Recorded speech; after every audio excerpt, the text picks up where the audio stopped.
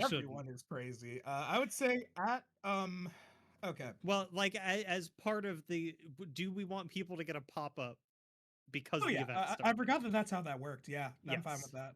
Okay.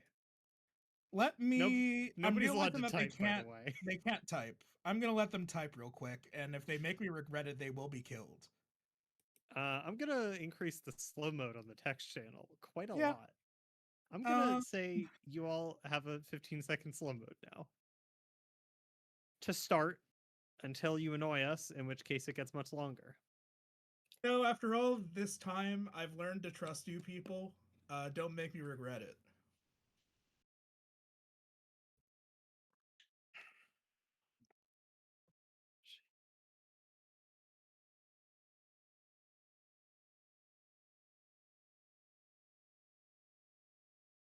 All right.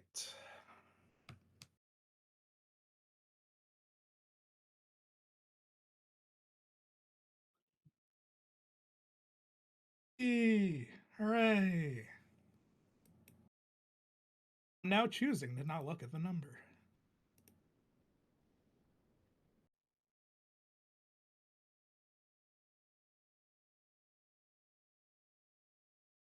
It's 7:01. I'm going to give it to 7:02, I think, before I start leading us in. But how's everyone doing?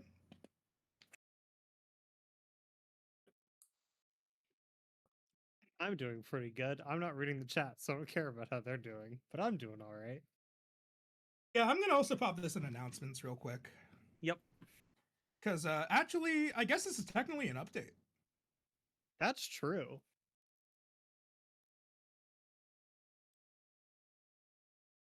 Okay. Do-do-do-do-do-do-do.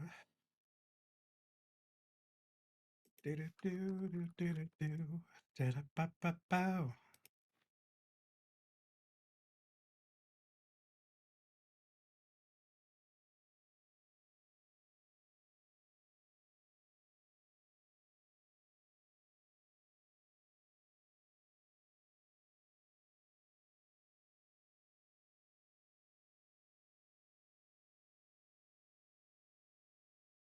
Right, and then I can. Oh my god, the new the- gens aren't allowed to join. Hold on. Oh my god. Yeah, you gotta fix that. I'm not gonna add them until you do. And they can join now. Oh, thank god. Okay.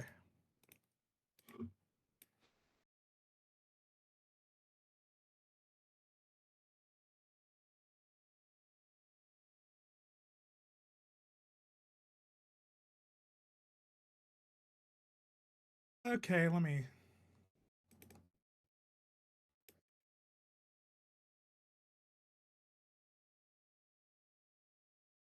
You know what? Why don't I do the long version?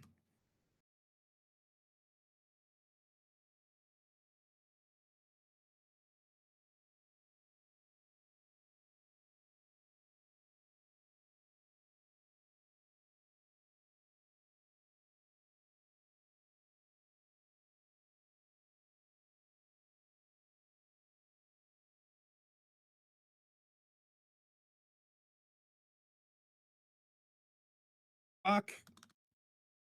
No one saw that. No one saw that. No one saw that. Whatever you say. No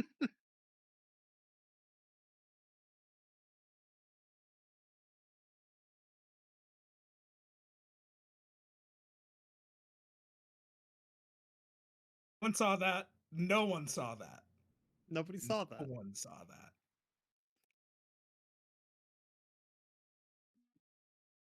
I hate being alive. Okay.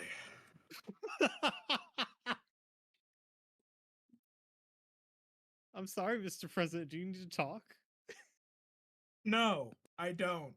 I really don't. All right. New gens in the building. New gens do appear to be in the building. Old gens in the building. Pretty This much all of is, the gens I seem would to be say, here. pretty special occasion because the new gens have reached the point where even a lot of old gens have not been keeping up with Homestuck. This is, I would say, a boundary. And I would say that nowadays this boundary is a lot more porous than it was before. As you probably noticed, there's been a spontaneous Homestuck renaissance, which just kind of spawned out of nowhere. I would say that's a, pretty normal thing to think, but there's been a very, long running and very hard-working backbone at the center of getting Homestuck back to where it is right now, where we can run a server like this. And it is the fact that post-canon has been going very strong, particularly with Homestuck Beyond Canon, which, if you're anything like me, has kind of taken over half your Twitter feed. And I've been seeing extensively people that have kind of bounced off of post-canon from the beginning, deciding, hey, why don't I try to bounce back in now that people are showing me cool images on Twitter and nice outfits. This does seem to be the wall that you must hurdle. A 190,000 page word fic, which, you know it, you've heard of it, you've probably got opinions on it, even either off of trying to read it or listening to someone else that tried to read it.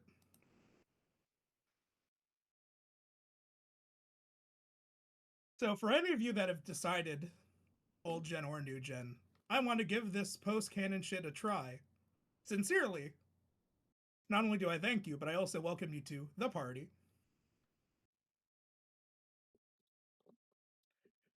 We all know that Homestuck was incredibly long, probably the first true internet age epic, 800,000 words, 6-ish acts depending on who you ask, all written, illustrated, animated, and released over the course of 7 years by basically one guy with very minimal contributions from other people.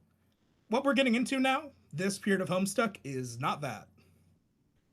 This is post-canon in the sense that it's post Andrew Hussey being the center of Homestuck. This is, I would say, the siren song of Andrew's Homestuck. This is the last thing that Andrew fully outlined and released for Homestuck. And there's a long list of contributors that really help with this book. You'll probably, if you're a new gen, you probably don't know a lot of the context around this book. Namely that when Homestuck first ended, a lot of the fandom felt that the ending was surprisingly ambiguous. Problem Sleuth before it, Homestuck basically ends the exact moment that the protagonist puts their hand on the doorknob and escapes the game, whether literally or metatextually, without that feeling of conclusion, catharsis that a lot of people were hoping for in such an emotional, long story. And even more than that, Homestuck ended without the main antagonist being defeated at all, basically. Did Vriska kill that guy? I don't know. I just work here. So for 3 years, and you have to keep this in mind, because now that seems kind of ridiculous because we all exist in the long shadow of post-canon, but for 3 years, people genuinely assumed that that was it. That was just the ending. That was all there was. That was the end of Homestuck. And so a lot of them turned to fan fiction, naturally, in the way that you do with a story that's over. Homestuck, but I tied up all the loose ends. Homestuck, but it's my OCs. Homestuck, but it's a slice of life and nobody died. Homestuck, but whoops, it's all trolls. Homestuck, but they're at prom. Homestuck, but Nepeta. That was kind of seen as the way to tack on to the end of Homestuck, make it the ending I want. So when 3 years later, exactly 10 years after Homestuck first began, the epilogues were released, maybe we should have been surprised. Maybe we should have seen this one coming.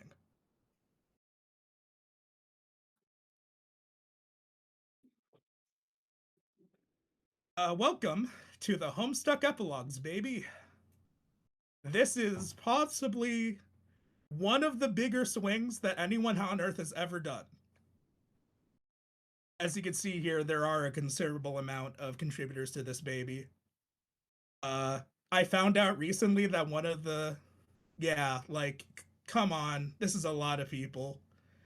I found out that recently one of them was the person that wrote Promstuck, which really killed me. That's how do you go 2 for 2? That's nuts. Anyway. Welcome to Homestuck. As you can see, we have a long list of tags here. If you're a new reader or you're an old reader that's kind of intimidated by this list of stuff, I am providing a more condensed and the issue with trigger warnings is that they inherently spoil content. This one is obviously trying to make you confused instantly, but none of this is like necessarily incorrect. I'll provide like a more trimmed down, like smaller content warning list in case you're someone that needs that. It's hard to do without spoiling stuff that I think are like interesting twists, but also I don't want anyone to die. I like when people don't die. But yeah, I mean that's about it. Thank you for joining my gay and stupid maze. As you can see, we have a nice cast of character actors here, picked exclusively from the horse mods and also a couple normal mods, some normal human mods. Without further ado, I feel pretty comfortable just getting into this.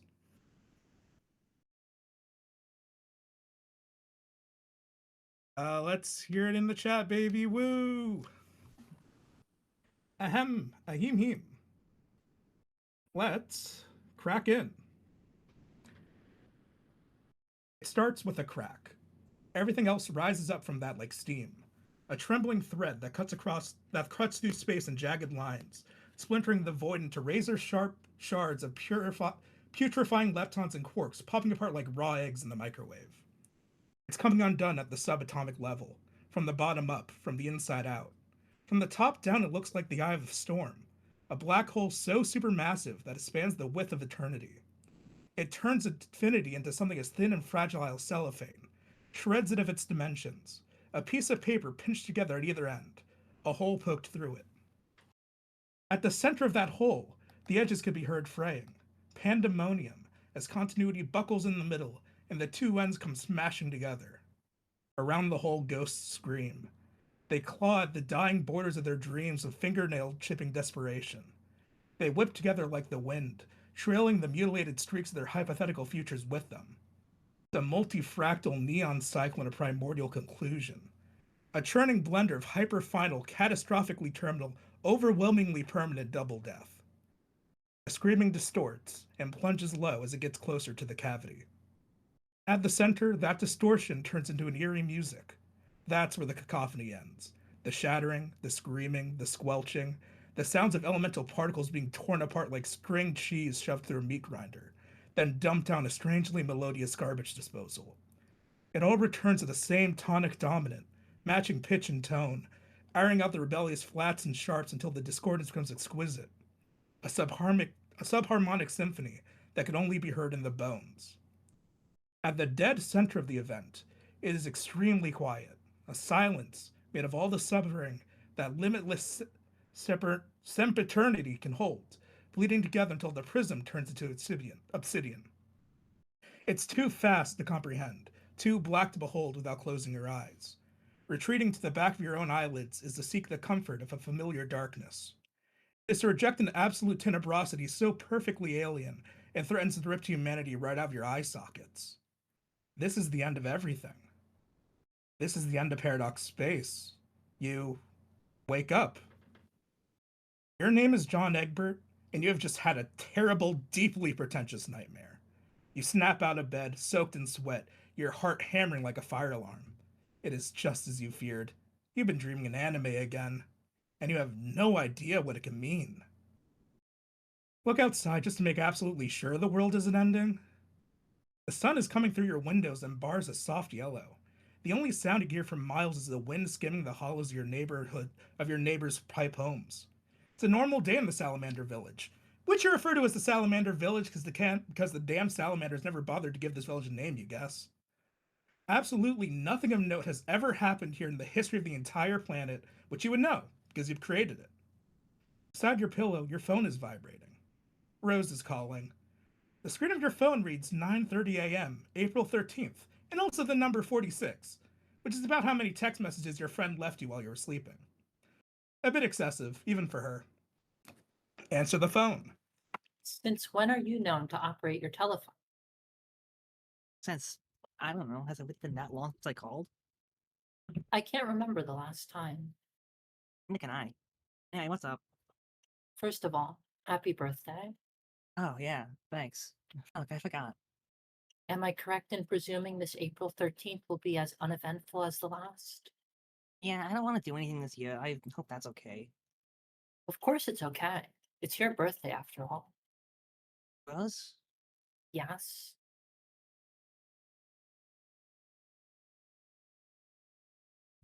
You wander to the window and watch the salamanders go about their day. All over the neighborhood, the little dad salamanders are putting on their little rumpled hats and picking up their little suitcases and kissing their little families goodbye for the day. You've always been confused about what exactly they contribute to the global economy, but it's pretty cute how much they love playing at being suburban businessmen. The silence over the phone is growing awkward. You've stalled long enough. You decide to just come out and say it. I've been dreaming of anime again lately. I have no idea what it could mean. I see. It's horrible every time. And I don't mean because anime is bad or anything, it's not that. Whenever I have these dreams, everything's breaking apart. Millions of people are screaming and dying. I mean, dying permanently. Not the kind of bullshit dying we've been doing a lot over the years.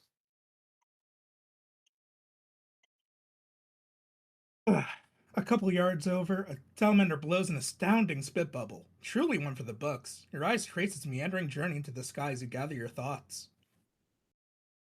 What do you think it all means? What do I think what means? What do you think it means that I've been dreaming in anime? I don't have the slightest idea what it means that you've been dreaming in anime. John, to be honest, You wait for Rose to finish her thought. She doesn't, which is troubling because you've never known Rose to leave a thought unfinished in over 10 years of acquaintance.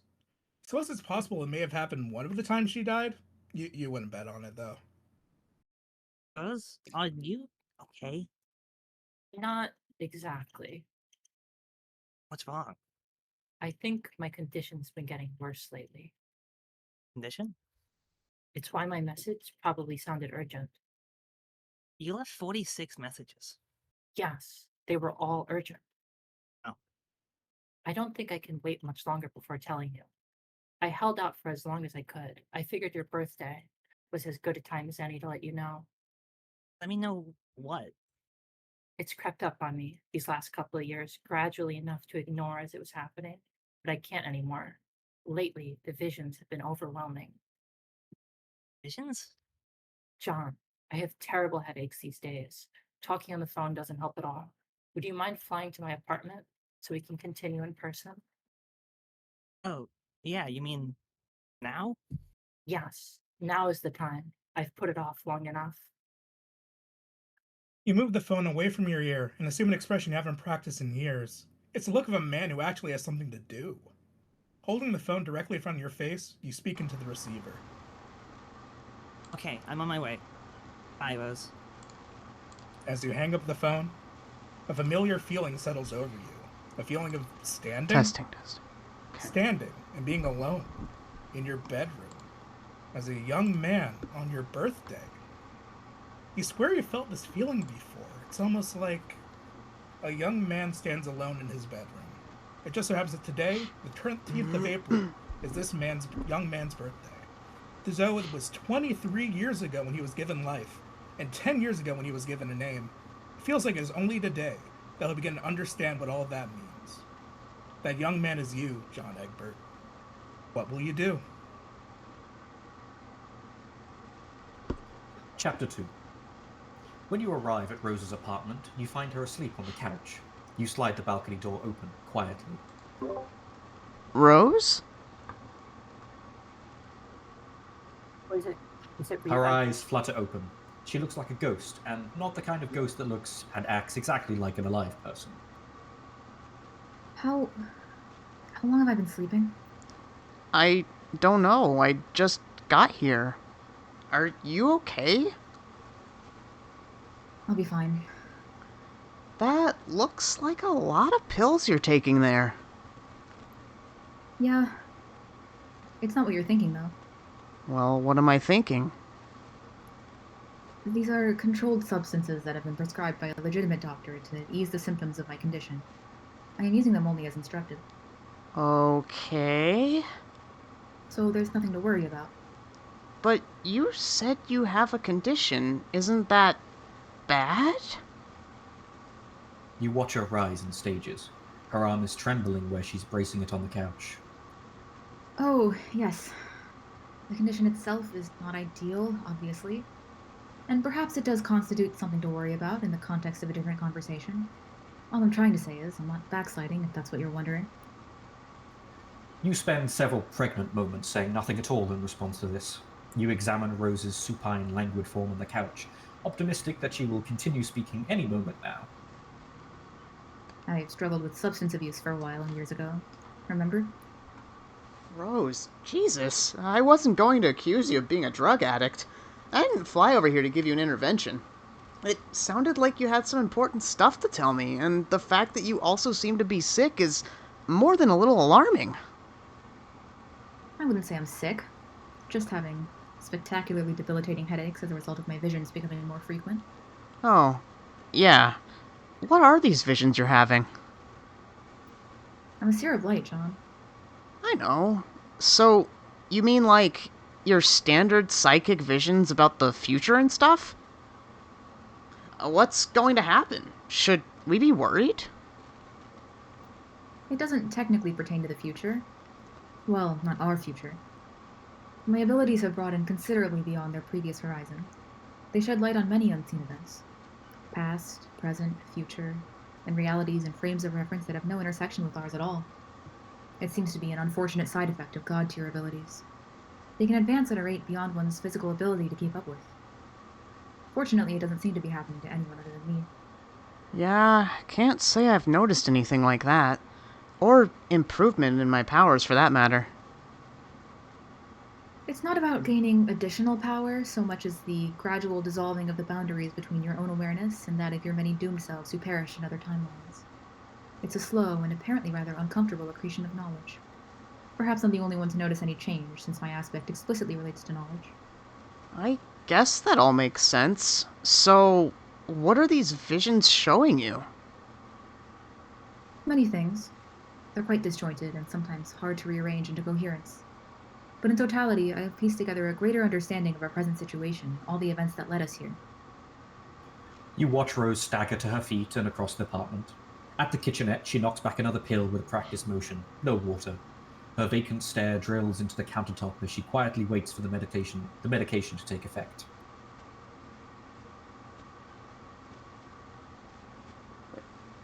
Oh, shit. Sorry. And? And what? What is it about our situation that you wanted to tell me? Is it bad? Good and bad are words that don't mean anything, beyond a certain threshold of mortal consideration. There's a different scale I've come to understand. Another dichotomy that's less emotional, I guess. Consider, instead of the word good, using the word essential. And what exists at the opposite polarity from essential is something that is best not to contemplate. What are you talking about? This sounds fucked up. Yes, that sounds like a reaction you would definitely have to things I'm telling you. I really should cut it out and just start from the beginning. You follow Rose to the balcony. She raises a hand and points it directly into the clear blue sky. She points with a purpose, as if to say, there, right there, precisely, is where the green sun would be if it still existed. The green sun is gone. What? It has been destroyed. At least from the current frame of reference it has. It still existed, and therefore in a way that's hard to explain, currently exists over a nearly infinite span of time, presiding over the birth and death of countless universes. But this universe, our universe, is not one of them. You saw this in a vision. No, Jade told me. She did? Wait, how does she know? She can't draw from its power anymore. She no longer has the ability of a first guardian. It has been this way for several years. I suspect she has kept this fact on the down low, however. That's surprising, I guess? Or maybe not. I don't know. It's not like she tells me a whole lot these days. It's also not like she's had any particular need to unleash the full fury of the green sun, not while she's been gallivanting around with Dave and Carpet under whatever perplexing social arrangement they have settled on. Anyway, her account of the sun's destruction syncs up with the data supplied by my visions. I have no doubt it's gone. How did that happen? It doesn't matter much for our purposes. There was a cataclysmic event. A suicide strike by a very powerful being, much like the one Dave and I attempted once upon a time. But it turned out the explosive force we released was only a catalyst, a causal gesture. What was needed to destroy the sun was a consumptive assault. Consumptive? The entire sun was swallowed by a supermassive black hole. I digress, though. You press your eyes shut just for a moment. Behind them, you see a black hole so supermassive it spans the width of eternity. You quickly open your eyes again and pretend to forget what you saw. There's really no route through this expository garden path that will adequately cushion you from the bottom line, John. You will need to travel back into canon and defeat Lord English. You shrug and try to look casual. You pull off the most casual shrug that a guy has ever shrugged when being presented with the inevitability of his own fate. If Rose were looking at you right now, she would be totally convinced that you are approaching this topic with a level of nonchalance that is entirely plausible and genuine. You're sure of it. Yeah, I had a feeling that was going to come up again someday. I'm sure we all did. That is, even those of us without visions. I was doing my best not to think about it. I guess we can't put it off any longer then? Now is the time. We are rapidly approaching a point of no return. If the decision isn't made soon, it will be too late. The issue will no longer matter. When exactly is the point of no return? Today. Wow. Okay then. First, one question. Why? Why what? Why do I need to go back and beat him? I mean, sorry if this is a stupid question. I guess he's a huge awful monster, and that's just what you're supposed to do with huge awful monsters. Take them down for their crimes and such. But why does he actually need to be defeated at all? To be honest, it's been years since we've even bothered thinking about any of this, and everything seems... Take a look around and survey the current status of all life on Earth, which is totally possible to do from the vantage point of a single apartment balcony. fine? Of course everything is fine here. We're outside of canon now. Yeah, I know. What does that actually mean, though? Are you saying this isn't really happening? Of course it's happening. Just because certain events take place outside of canon, it doesn't mean those events are non-canon. Oh. In other words, there is an important distinction between events which can be considered to occur inside canon, outside canon, and those which are not canon at all. The day we went through that door and claimed our reward, we passed a threshold between continua marked by differing degrees of relevance, truth, and essentiality. Those are the three pillars of canon. What? Rose shoots you an irritated look. You know what that look means. It's reserved for the sort of bozo who just said what once too often. Any event said to take place inside canon will have non-zero values of relevance and essentiality, while maintaining an absolute foundation in truth by definition. Whereas events outside canon have diminished values of relevance and essentiality, or, for the most part, can be considered neither relevant nor essential at all. But such events can't be said to be untrue either. Instead, it's better to regard their truth value as highly conditional. Are you still following? Say, oh yeah, totally. Oh yeah, totally. So, to be clear, everything that's taken place here on Earthsea since we exited canon can be considered completely irrelevant, and for the most part, absolutely inessential. Yet none of it can be called untrue. At least, up until precisely today. Okay, then what does non-canon mean? Events that are formally non-canon have no truth whatsoever, by definition. They may have relevance and essentiality values that are non-zero, or even quite high, but only as projections along an imaginary axis, resulting from highly subjective frames of reference. But due to those events having no truth, and thus carrying no real weight, the other properties are basically rendered meaningless. You can feel your eyes go wide as the gears in your head slow to a stop. The implications of what Rose are saying are as vast as they are completely incomprehensible. Your mind has just been blown. John? Are you okay? Your pupils have gone quite wide, thereby facilitating the appearance that your mind has just been blown. Sorry, I'm just trying to wrap my head around all this. You of all people really should have a good intuitive grasp over these concepts already. You're the one with the retcon powers, after all. I know, I mostly get it, I think. I just wouldn't have thought to put all this in such a jargony way. Sorry. That's kind of what I do. It's fine. I'm just a bit rusty is all. It feels like it's been so long since I did, or even thought about, anything that mattered at all. Yes, the longer we live outside of canon, the more tenuous our relationship with canon becomes. Hence the urgency. Then what's going to happen if we keep dragging our feet? I mentioned that events outside canon have a truth value that tends to be conditional, remember? Well, I did, but let me put it another way. As long as we live outside canon, everything that happens will technically be real, but only conditionally.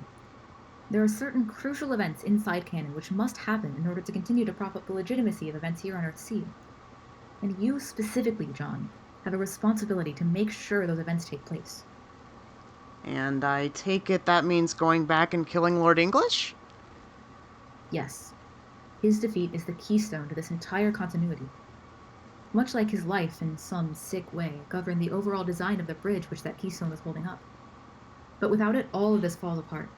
Everything we've been through, in a way that's impossible for a single mind to fully comprehend, becomes retroactively discredited. So, reality will be destroyed or something?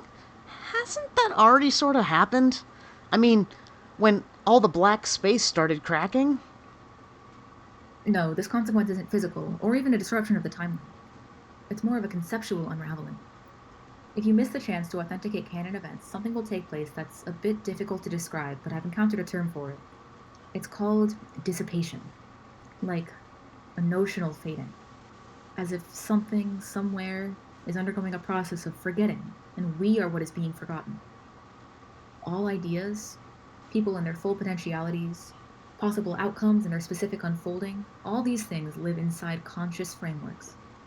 The further removed we get from authentication of canon events, the less relevant they become, and they slowly fade from the conscious frameworks which kept them stable. Make a theatrically startled expression. Okay, I guess we don't want that to happen. Or unhappen? Whatever. So, I just retcon poof back to English and start, like, brawling with the dude? Don't be ridiculous. You wouldn't last a second. We'll need a team. Also, you don't just want to dive headlong into a battle with his hulking adult form. That would be tactically foolish, and furthermore would skip over some very important steps needed to authenticate canon. Like what? I mentioned that English's defeat was the keystone to the continuity, but this is an oversimplification. Yikes. Well, we sure as fuck wouldn't want to simplify anything. John, please don't be a bitch. I'm unwell, remember? Sorry. The true keystone, which is a necessary component of his defeat, is the Juju. The house-shaped object you stuck your hand in to gain your retcon powers. Oh yeah. While empty, it resembles a gap, like a hole in canon whose only purpose is to be filled. In serving that purpose, it grants one with the radical canon-altering powers that would be needed to fill it. Once filled, it becomes solid. No longer a gap, but a serviceable, load-bearing wedge in our continuity, like a keystone. And once delivered to English and directed his way, it empties itself again, releasing its narrative-bridging payload. It functions as a weapon, and in some manner will bring about his demise. In some manner? It's a complicated artifact. As old and unfathomable as anything else in Paradox Space, like the Green Sun or English himself. Don't worry about it for now. The important thing is that, in the due course of your travels, you end up loading and unloading this weapon. How am I going to do that? Once you set things in motion, it should just happen naturally through the narrative momentum of your journey. I'm really just warning you about it rather than instructing you. Okay. Thanks. You're welcome. Rose looks at her phone. You recognize Kanaya's distinct typing style in the window. Rose's thumbs begin to fly across the keypad. She continues to text as she talks. So, if we're going to go back and kill him in time to authenticate canon, I guess we have to get going soon, like, today? Yes. Are you sure you're actually up for a fight, though? No offense, but you're looking a little worse for wear. I'm not going. Oh. None of us are. Only you. What? But you said... John, this is the victory state. The hell does that even mean? When we went through the door and passed beyond the threshold of canon, we effectively retired from bearing any responsibility for influencing canon events. We've all been sort of decommissioned as active players on the cosmic stage, with severely diminished relevance attributes. All of us, except for you, of course, since you've retained your retcon abilities. Okay, I get that. Kind of. But couldn't you all just come along anyway? We could, but it wouldn't serve any purpose. It wouldn't plug up the remaining dark spots in canon. You'll need a group of active players, those still stuck inside the stream of canonic karma. Who? Nothing too extravagant, just different versions of us. Younger versions from a particularly dysfunctional impasse in our journey. I can point out the exact moment in canon you should be disrupting and how you should disrupt it. In fact, I've already written it down to spare you the trouble of remembering. Rose leads you back inside and retrieves a letter from her desk. She hands it over, still typing one-handed on her phone. She sits down and you read the letter. Huh. Is anything confusing about my instructions? No, I remember all this. It shouldn't be a problem. It's just weird to think about revisiting this. It seems like an eternity. Like, we were all completely different people back then. I assure you, we're all still fundamentally the same bunch of losers. Rose is ultimately right about that, the way she is about most things. You continue to scan the letter and grimace slightly. Oh, should I really punch her in the face? I felt kind of bad about it last time I did that to someone. Yes, you absolutely should and must punch her in the face. You exhale and turn the paper over in your hands. The other side is blank. You flip it back over, having fully processed the instructions drafted in the polished purple handwriting. You like how Rose still writes in purple after all these years. Some things never change. Alright, this seems straightforward enough. I mean, aside from the part where we all have to fight an invincible monster. He isn't entirely invincible. He will be vulnerable to Dave's weapon. I believe other gambits should present themselves as well. I don't think it would serve the mission well for me to tell you exactly how it will go.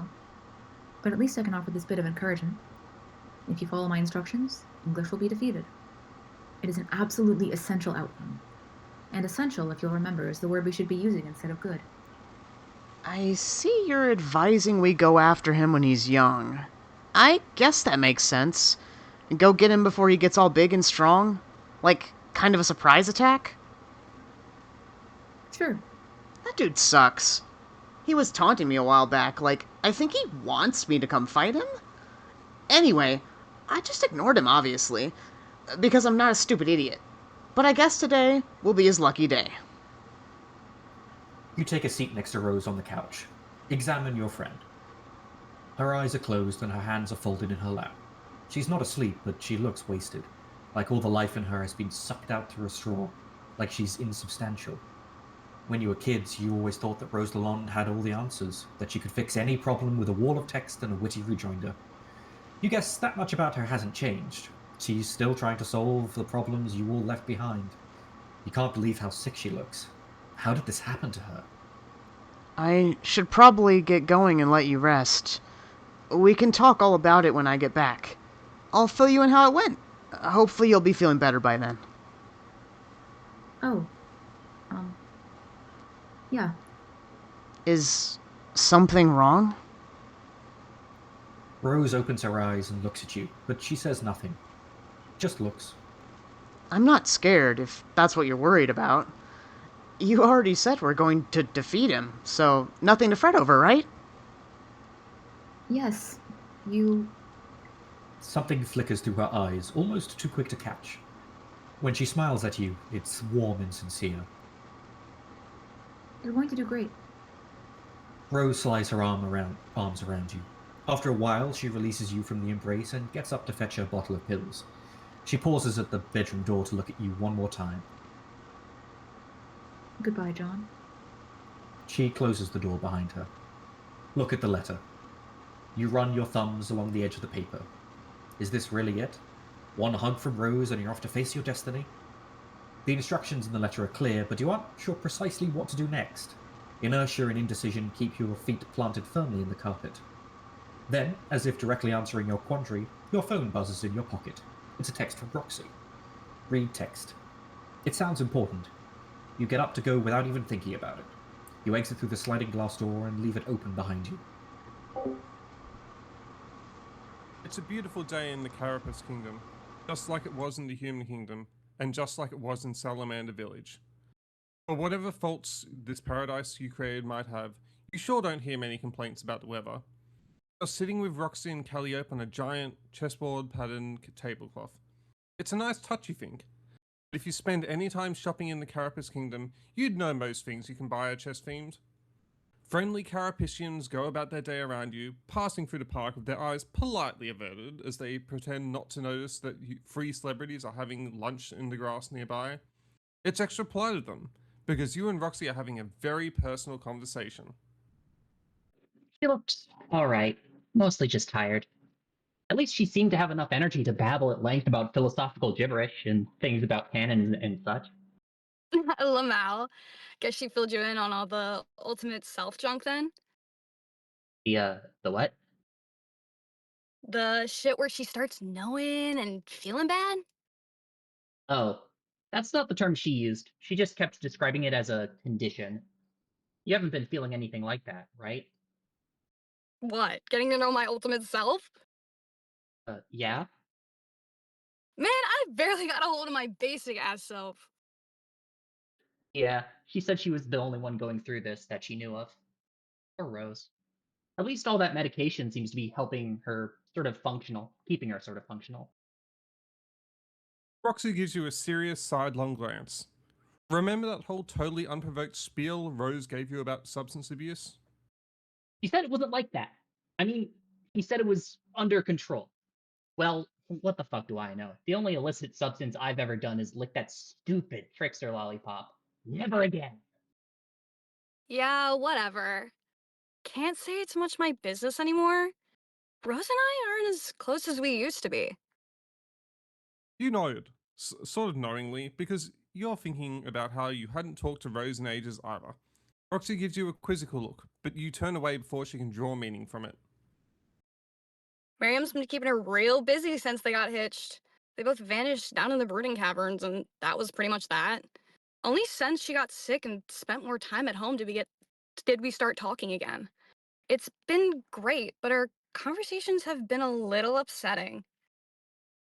And here it comes, the thing you were trying to avoid thinking about the moment Roxy texted you about how you hadn't talked to Roxy in ages either. You're having such a nice time ignoring it, in fact. Change the subject. So, are you and Kelly still living at the same place last I saw? The one near the tower. You look towards the bell tower in the distance. It's a Gothic building so tall that it cuts a shadow through the midday sun. It's an important landmark in the kingdom, the tallest structure for miles around, and the only way you can ever navigate your way here flying. Carapace architecture is otherwise identical, a reflection of their functional collectivist society. Yep. That's cool. It's a nice place. Yeah, I like it here. I've thought about it, but I'll probably never want to live in a different kingdom. Still feel most at home around the chess guys. Makes sense. That's about how I feel about the salamanders, which I realize actually makes no fucking sense. They lead simple lives. I don't really care for the chaos of human or troll cities, you know? Neither do we. You watch Roxy smile and reach for Calliope's hand. Look away before you start dwelling on it. You start dwelling on it immediately, looking probably quite conspicuous of how quickly you whipped your gaze away. But seriously, what is up with their relationship? Is it romantic? Platonic? Can cherubs even have a romantic relationship? Are they even interested in it? Like, on a fundamental level? Do their brains and hearts even work that way? Questions like this used to keep you up awake at night. You look at them, at where Roxy's fingers are entwined with Calliope's green claws. Calliope, goddammit. Calliope is still wearing the Ring of Life, the same one you obtained in a ludicrous adventure through the afterlife, and then re-obtained in a ludicrous adventure through canon when it was stolen from you. It's the same one that allowed Calliope to stop being dead in the first place, and to come alive with your friends, here on your beautifully renovated home planet. And it's the same one you gave Roxy all those years ago to fulfill a promise that made to a very special new friend. At the time, the gesture felt so important. It felt more meaningful than any gift you'd ever given. Like there was some grand emotional gravitas about it that signified something deeper than what it turned out to be. You have since concluded that you were just imagining things, ascribing symbolic meaning to gestures that they simply shouldn't carry, like the dumb kid you were. Tactfully avoid saying anything at all about Roxy and Calliope's weird, ambiguous relationship. So You can't stop thinking about it. What goes on in Roxy's head? What she thinks about you? You and all your friends have dispositions affected by your classes and aspects. You think you know what that means in your case. But what about her? You can only speculate. Void is a place where things sink and disappear, where they linger forever, but cease to exist. You aren't actually sure if your feelings for Roxy are ever actually failed. Yeah. Ever really faded, or if they just grew numb with time and distance. Is it the same for her? You search your soul for the answer, but come up empty. The truth is, you suspect her mental interior is unfathomable. In fact, you feel sure of it. You wonder suddenly, watching her, this version of her that is, the one with whom you share all these bittersweet memories. Will you ever see her again? John, what? please forgive me if I come across as impatient, but if we are finished with the pleasantries, I believe that you have a choice to make. Huh? The choice as to whether you will go defeat my brother or stay here. Have you decided yet? There's a choice? Calliope is smiling brightly, but Roxy's face has no expression at all. I was just assuming I had to go, because if I don't, then a lot of stuff will stop being real, or I mean, stop being canon? To tell you the truth, I'm a little confused about what will happen if I don't go. But it sounds like it'll probably be bad? That may be so, but we are not here to caution you about the consequences of your decision either way. But there is always a choice. Roxy and I merely wish to invite you here for a nice human picnic and show our support for whichever decision you make. TBH, it's a relief to finally be doing this. It is? Mm-hmm. How much have you actually talked about this? I mean, how many people knew this was going to be a thing? Just us and Rose. Well, Dirk too, I think. She's been talking to me about it a bunch, and him too, but I don't know how much. He's got, like, thoughts about all this shit. But whatever, that's not really important or even remotely surprising. Bottom line, Rose has been tormenting herself about having to tell you. I'm just glad she finally said it so she can rest. Now it's up to you. Yes, take all the time you need. Again, we aren't here to influence you. It's very important that the decision come from your desire to go through with it one way or another. Any tampering could taint the results. Wait, what? So, what'll it be, John? A chill runs through you and stays there. Consider the gravitas of this choice. You try, but you can't, because you weren't really prepared for it. You didn't think it was a choice at all until this very second. You think back to the way Rose looked at you before she went to bed. What has she told Roxy that she didn't tell you? The chill tightens around your throat and turns into fear. No, not fear. The feeling is worse than that. It's regret. You wasted your time here on this idyllic restoration of Earth. Why did you spend so much time alone, moping around in the house, mourning your dead father, who probably would have wanted you to get more enjoyment out of your teen years, as well as your unusually early retirement? There's just so much you could have done. You could have even reached out to Roxy again. Maybe she was waiting for you to do that. Maybe your withdrawal hurt her. Maybe she was heartbroken, just like you kind of feel right now. You study her perfectly stoic face and conclude nothing from it. Her expression reminds you of how Dave used to look when you first met for real, before years of living with Carcat softened him up. Impenetrable, cool. It's too late to figure any of this out now. You fucked it up already. Unless, of course, you choose to stay. Upon further examination, you realize that Roxy's stoicism isn't cold. There's concern there. She is displaying restraint, keeping quiet while you make up your mind. You're sweating, you realize. Cold sweat. Even worse than the anime nightmare sweat you woke up soaked in this morning. John, you okay? Uh, Looked like you were gonna pass out there for a second. Suddenly, Calliope bolts upright. Of course. What was I thinking? This decision is far too important to be made on an empty stomach.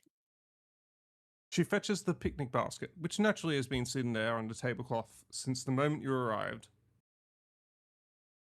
Here, before you choose which path you're going to take, you should decide what you'd like to eat.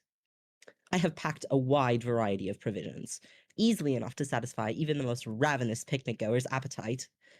Behold, an array of savory delights for the carnally inclined.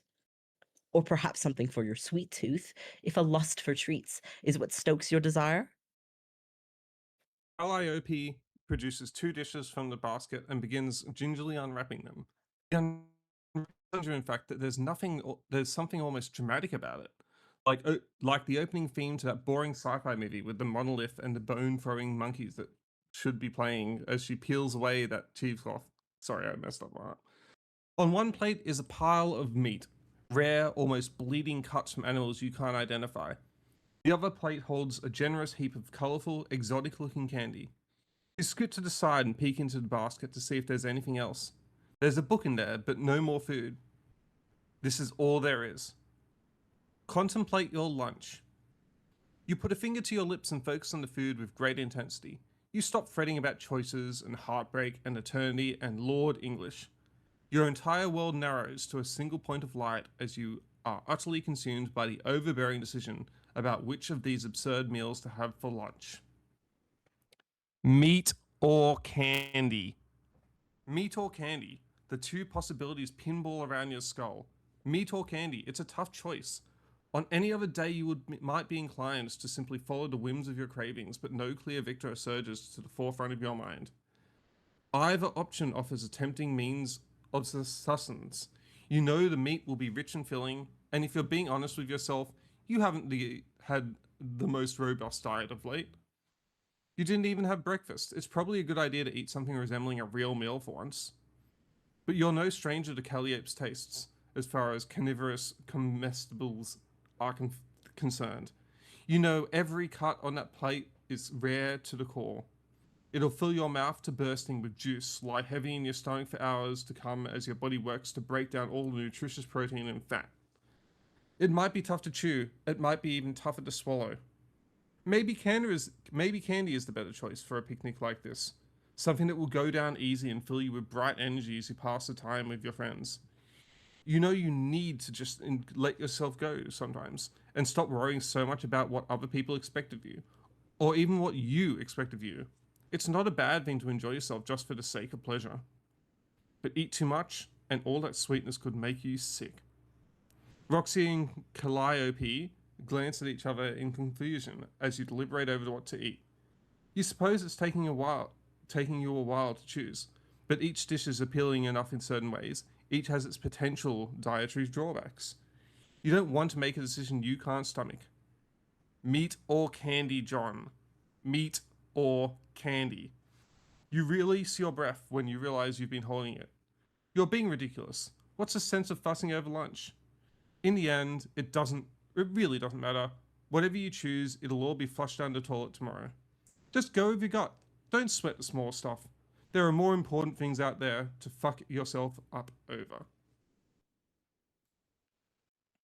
Author's notes. Wow, meat or candy? What will you pick? Updating soon. All right. I knew you were gonna fucking do that. I knew it from the second you joined. Thank you, Marcus. All right. Well, for those of you that haven't figured it out, I suppose the game is afoot. Why don't we take a quick look once Discord is loading? Boy, it does not really like how much I've been messing with permissions today.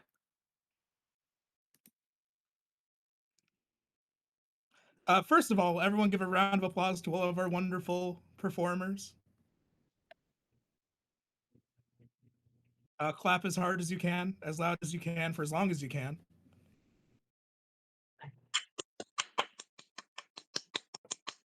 In case you're just tuning in and haven't been noticing all of the hints and clues and bullshit, this book club is going to be a little bit different than the Homestuck re-release. The main difference that you probably have already noticed is, well, there's 2 book clubs. You have 2 of them. Now, this is a very important choice you have to make. And as we are kind, we're going to give you until Monday. Once Monday rolls around, the choice will be locked. You got meat or you got candy. You only get to choose one. You'll be locked with that group until the epilogues are over.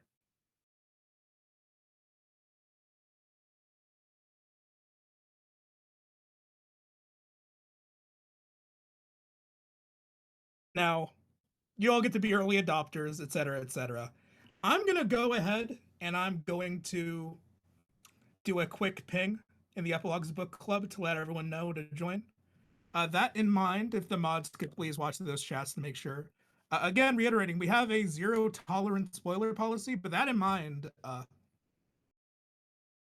if you're an old gen that has not read the epilogues before, and you've heard about them in passing on Twitter out of context, we all know since they came out that everyone's heard about like a lot of out of context spoilers, basic summaries.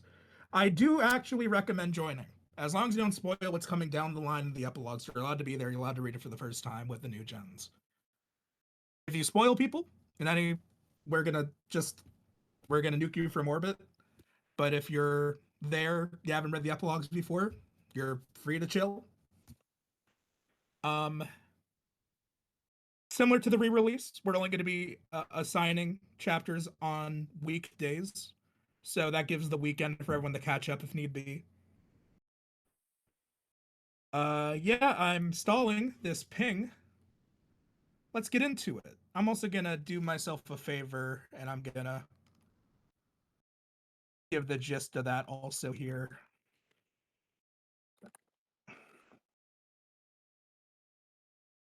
All right, and then re-release survivors.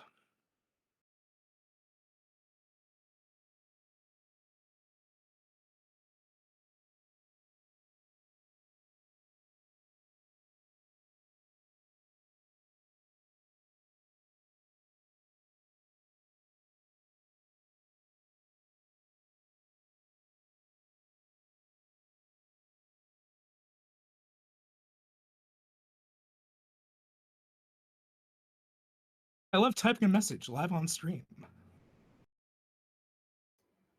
It is riveting content. I know, right? Only the best for our fans.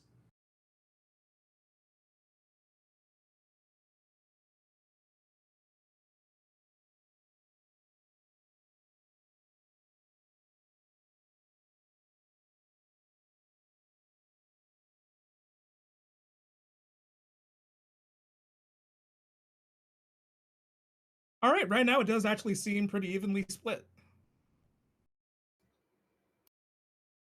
Well, not evenly, but it's a lot more even than I expected. Yeah, I guess if I'm allowed to talk ahead because I'm the dark master of this evil game. Personally, I'm a candy guy. I think that candy might be one of the greatest things in Homestuck. It's genuinely one of I really like the prose in it. I'm only advocating for it because it's losing by like 20%. But genuine candy fan. I'm the candy man.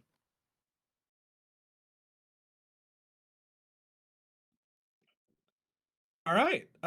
That's epilogues, baby. That's the prologue. You'll see us on Monday, where on Monday the rest will be dropping. We will be reading they're called epilogues. Every chapter is called an epilogue. I'm going to call them chapters for this sake. We're going to be reading a chapter a day over the course of about 16 days, not counting weekends. And then well, if you survive, you will become the Homestuck champion. In mind, Ophelia, are you alive?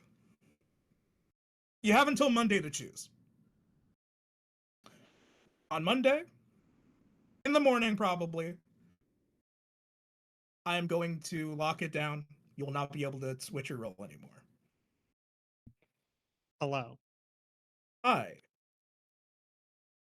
Now, Tylonius, can you please stop streaming? Yeah, Of without course. further ado, we have the popularity poll results, which I'm going to announce in announcements because, well, Yes, I will. Oh, there we go. All right. People can please confirm that they can see the stream. And also, thank you to all our voice actors. Please step off of the stage now. Do I have to leave? No, you're fine. You're the president. I can't do anything. Okay. Can you see it now?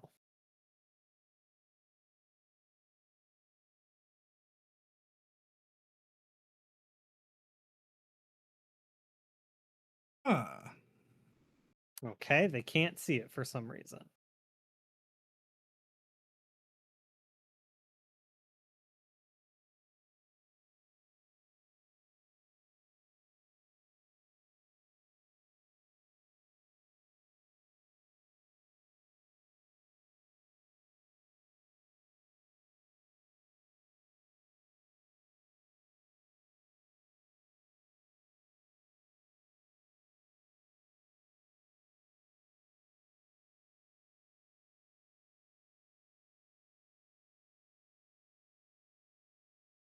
Okay, I'm going to turn the stream off and then back on.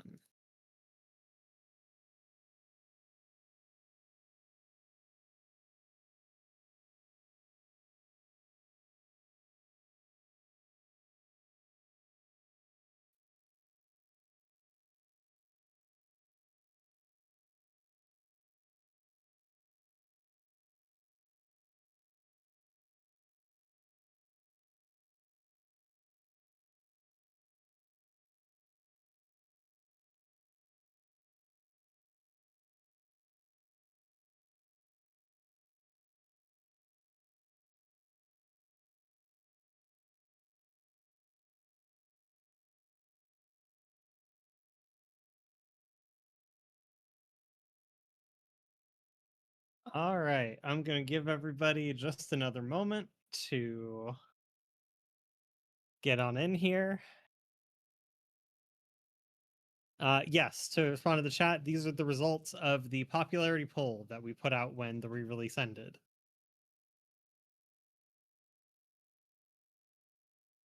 I put in a lot of effort on the graphic design here. How the answer to your question, the reason that this is a memorial is because I think it's really fucking funny to do a memorial to somebody who's not dead. So I'm gonna keep doing that joke forever.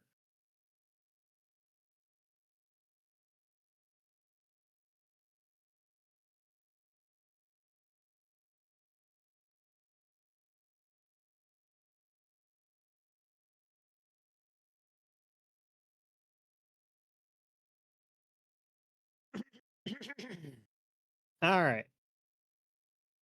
I'm going to just about finish the time that we have for here as I pick up my mic.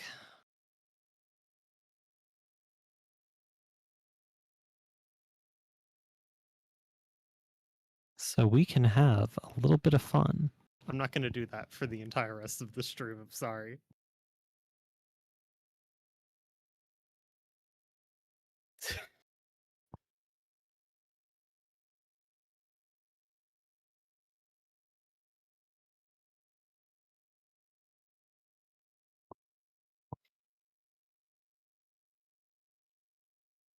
All right, it's time. Let's get into it.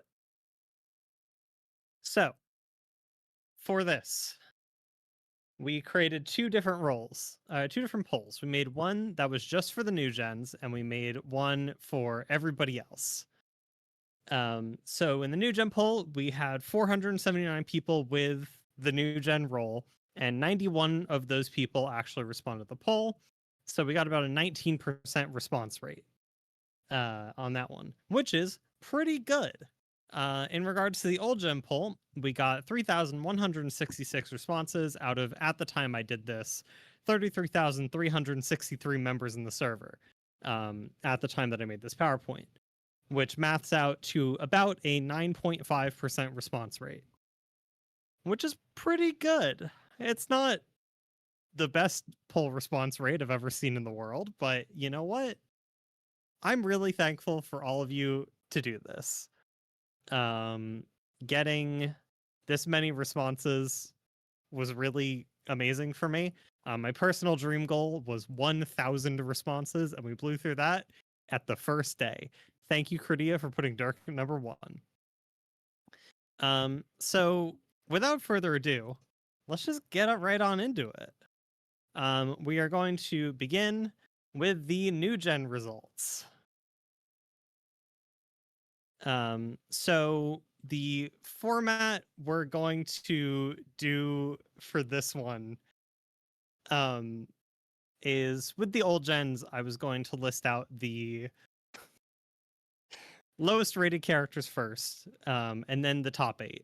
But because there were only 91 respondents and there were something like, I don't know, 235 characters in here, that just wasn't going to work out math-wise.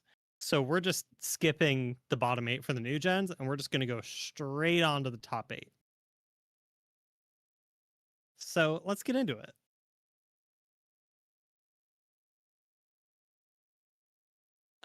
Number 8 for the new gens is, how very fittingly, Vriska. Which is really, really awesome. In the number 7 slot, we find one Dirk with 177 points. Vriska had 119 points. As a reminder, the format, if you voted it first, 8 points, second, 7 points, third, 6 points, so on and so forth. So this is not the total number of raw votes, but the calculated weighted voting. And number 6 is Karkat with 185 points. In number 5, we find the one and only Terezi with 191 points. In number 4 is Roxy with 213 points. Taking it straight on over to number 3 is Dave with 232 points.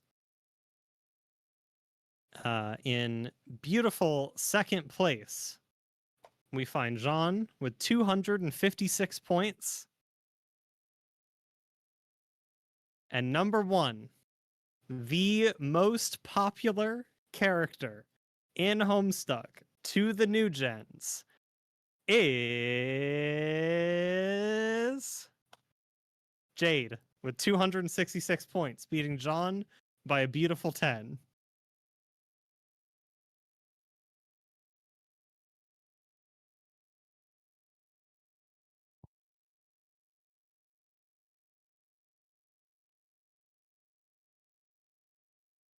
As everybody celebrates for a moment, I'll let everybody keep celebrating. And this is just what the new gens think. Now, we really got to see what the old gens think. How far could they go different? How similar are they going to be? Let's find out after the message from our sponsor. So what we have found today. Today, we are sponsored by USB foot pedal for your computer. I'm running this entire thing right now off of one foot pedal. I am not using my hands for any part of this presentation. You should all purchase a USB foot pedal. Now it's time for the actual bottomy, the goose eggs. These are characters that did not receive any votes in 3,163 or however the fuck many we got. 3,100. No votes. Nobody liked them. Not at all. First up, the hegemonic brute from B1 got his head cut off by PM. Nobody gave a fuck. After this, Typhoeus, Cetus, Hephaestus, and Hemera, the denizens. Nobody cared.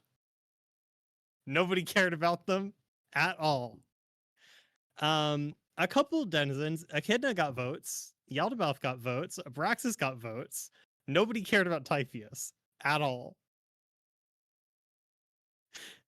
At all. The delectable floozies, the Homestuck versions of Jane and Roxy. Every other Homestuck character got votes, except for the delectable floozies specifically.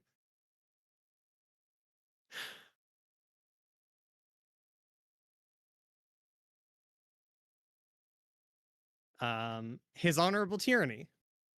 No votes. Nobody cares about the judge.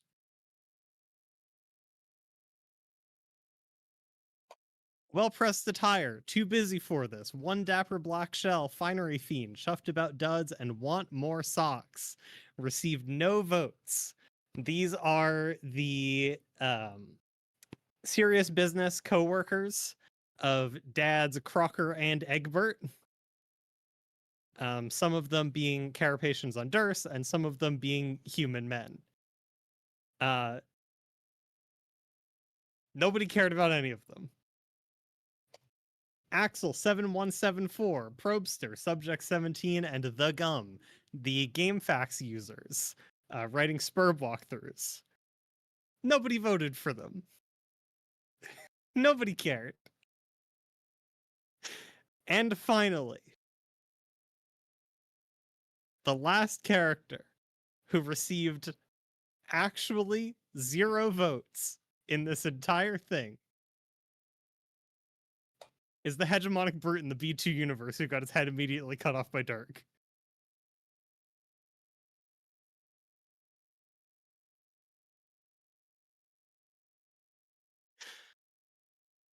This is really sad.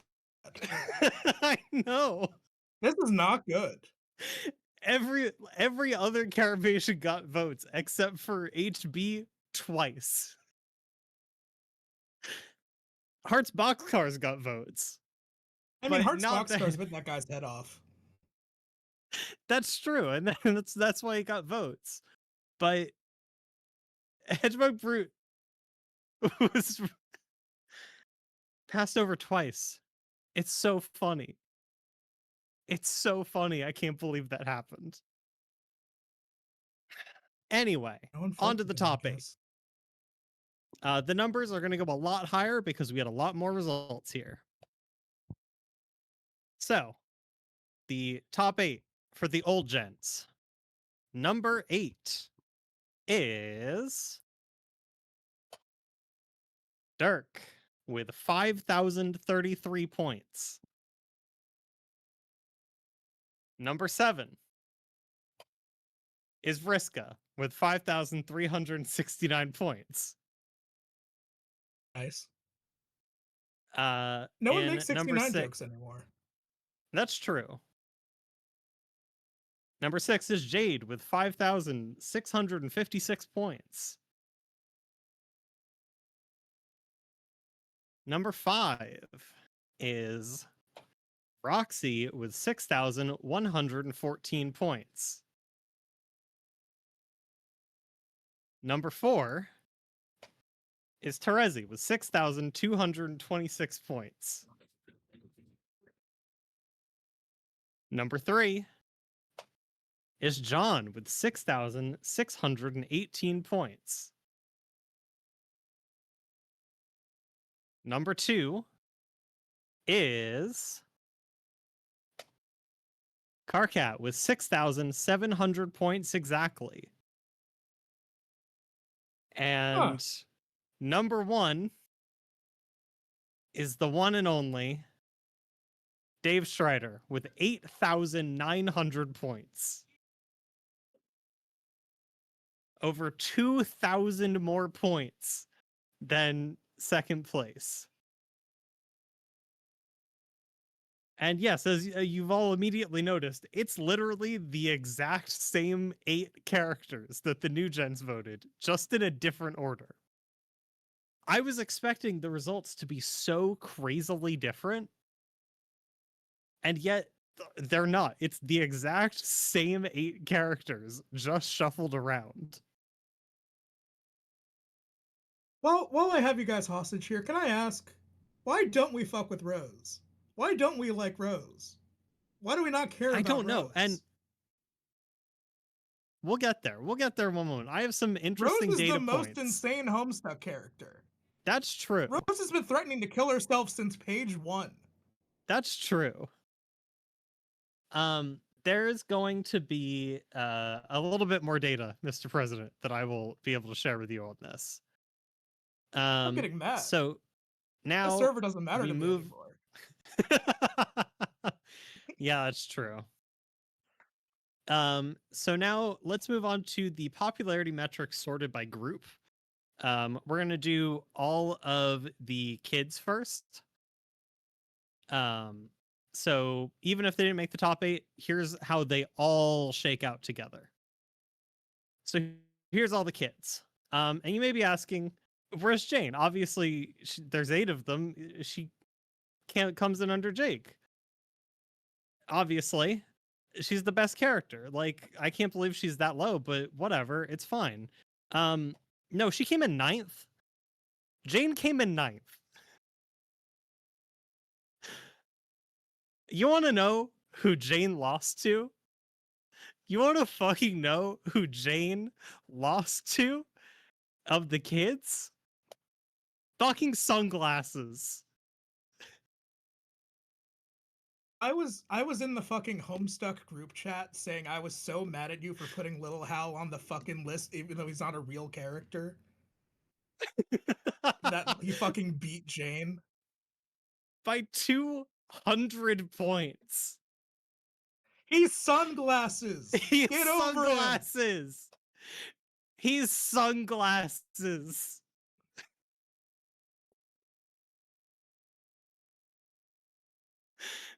A real woman lost to Sunglasses.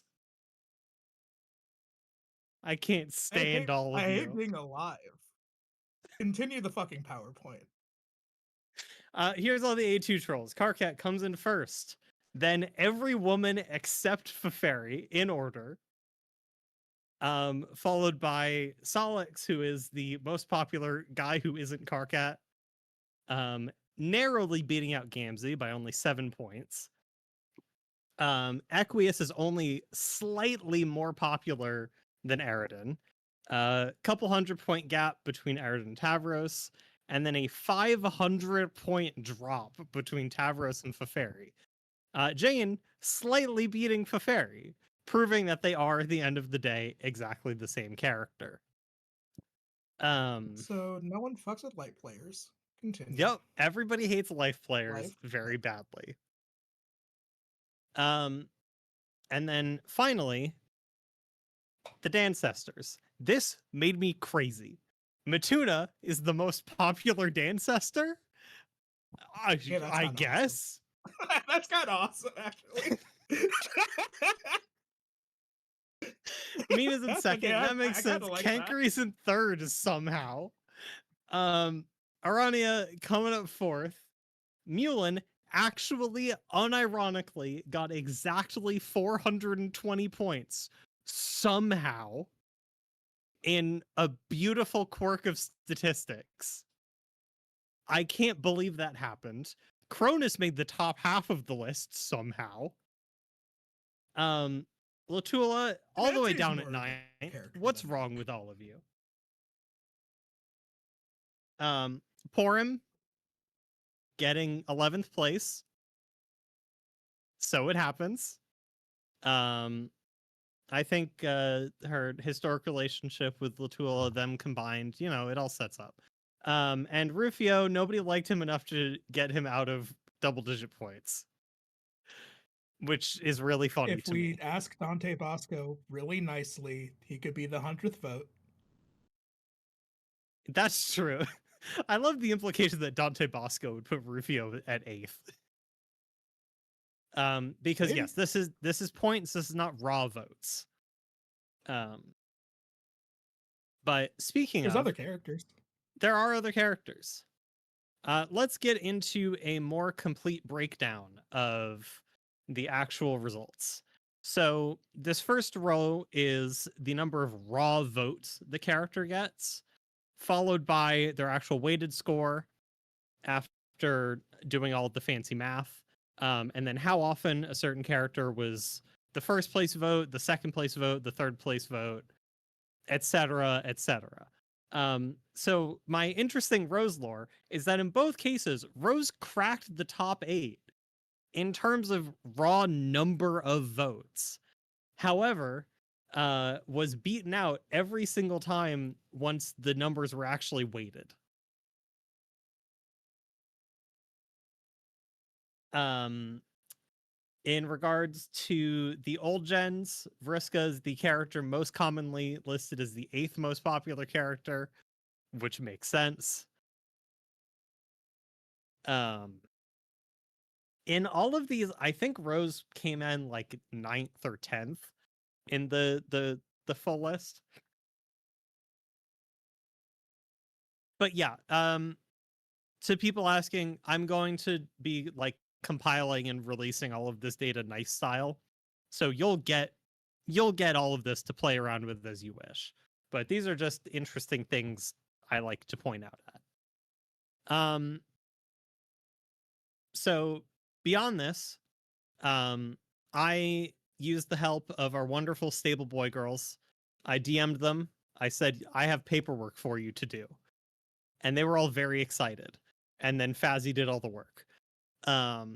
So in part of this, Fazzy left some really interesting insights and data charts on the page. So here are Fazzy's insights on what has happened here. Her notes are right there on the side. Some of these we've already gone over, but I think it's really interesting that Solix got exactly 413 votes. The trolls were most commonly voted in first place slots. The beta kids were most commonly voted in second place slots. Alphas in third, so on and so forth. You can see the raw number of votes. You can see the weighted score, the average by character, etc., etc. Which the beta kids are the most heavily weighted. They obviously have the most points per character total. So I'm going to hang out here for but a moment. So you have a chance to read through these insights. And then after this are the final credits for this beautiful poll. I'm really happy how well this poll turned out, even though you all voted incorrectly. Every time we try to do democracy in this goddamn server, every time Rose loses. Rose loses every time.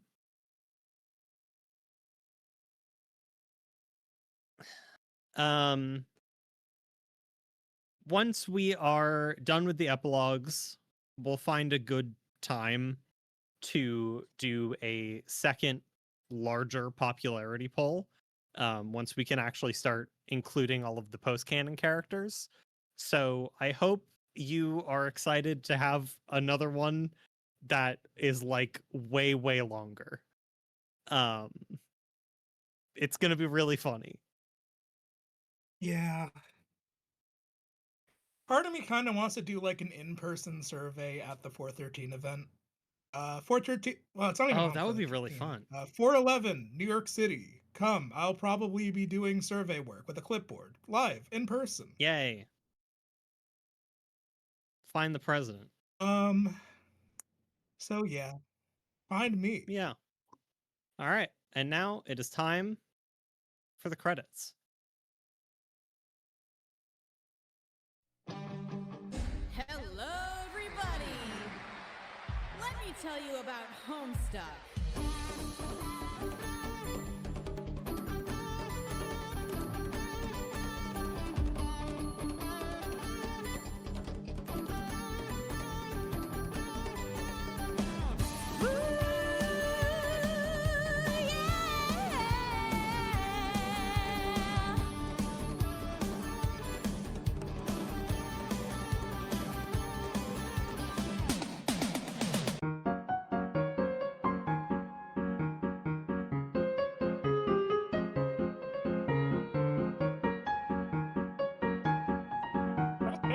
Got her ass.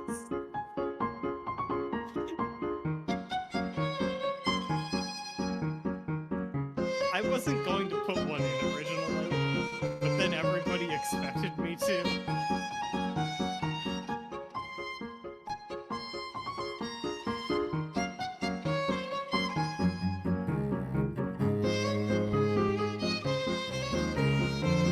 Oh yeah, I said that's the thumbnail on purpose.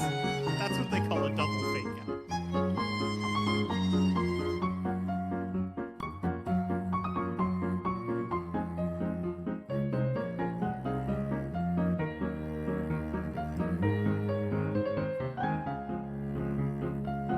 Woo!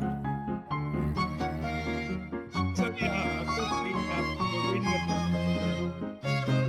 I'll probably people about the role for that again later. Also, you all voted incorrectly again to kill me specifically because you hate me specifically. This will be remembered. Besides the Matuna thing, that was funny. I'll give you that one. You got The me. Matuna one was really crazy. I thought it was like crazy. You got me. At those results. Yeah, I'll take a real upset. I'll take something that genuinely catches me.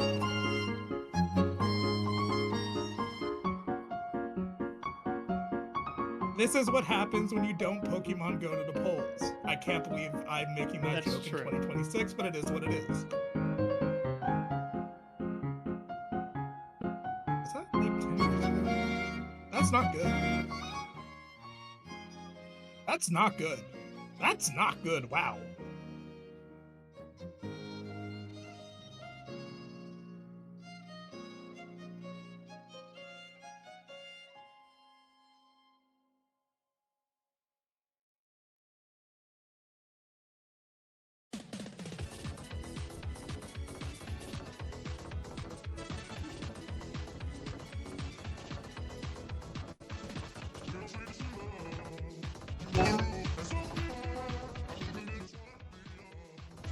That's what they call a triple fake out.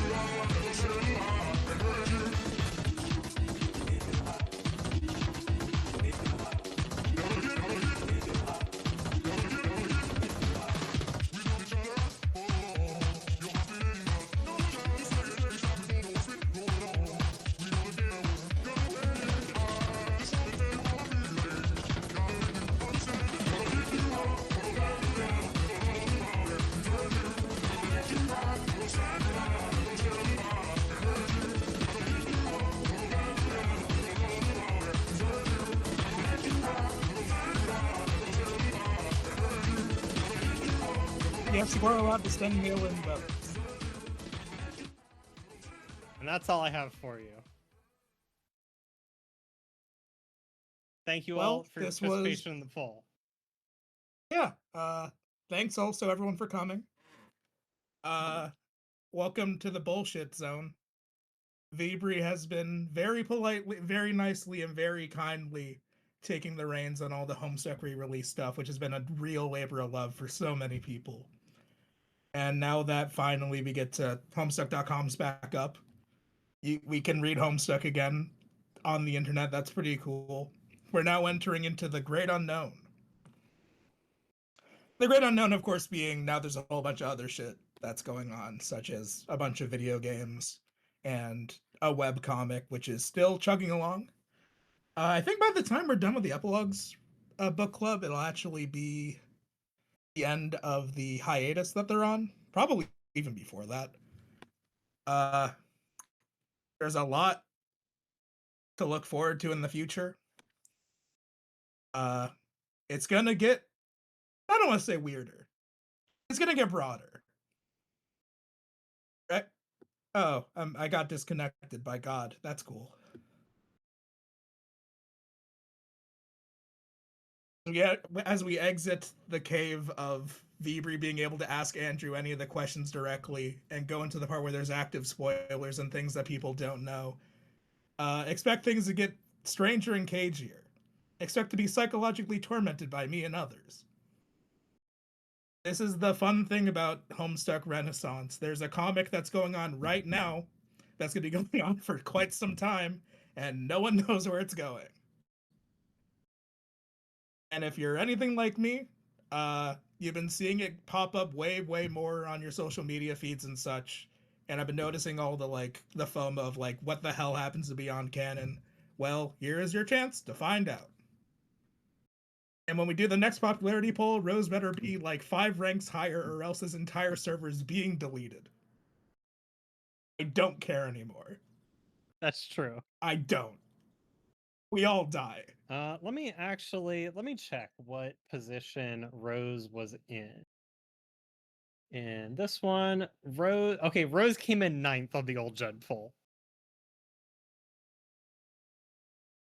You know what? That's, I mean, I get it. The thing is that Dave is such an attention hog. Dave made up his backstory so we'd feel bad about him. That's true. It was true, but he still made it up. You can make up things that are true. That's true. To extend it out a little bit beyond the scope of the thing, in 9th place was Rose. In 10th place was Nepeta. 11th place was Kanaya. 12th place is Aradia. 13th place is Caliborn. 14th place is Dave Petta. 15th is Calliope. And 16th is Jake. Dear person who's been asking about Obama the whole time, I will tell you how many points human man Barack Obama got. 265 points. That's not bad. That's not bad. Alternate Calliope got... Where the fuck did I put the cherubs on here? Okay, I'm just gonna look it up. Oh, wow, right there. Alternate Calliope got 173 total points, which is less than Barack Obama.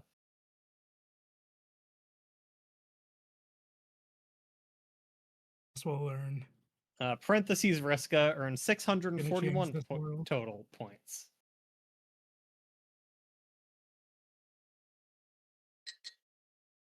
It's gonna be interesting keeping this one going, I think. Because I think at the point now where this is just us podcasting. Hey, how's it going? Yeah. I do notice that people tend to get really attached, and I guess it is kind of the survivor I don't want to call it fallacy, but you know what I mean, where it's people get really attached to the first person, the character that shows up, you know what I mean? Where it's yes.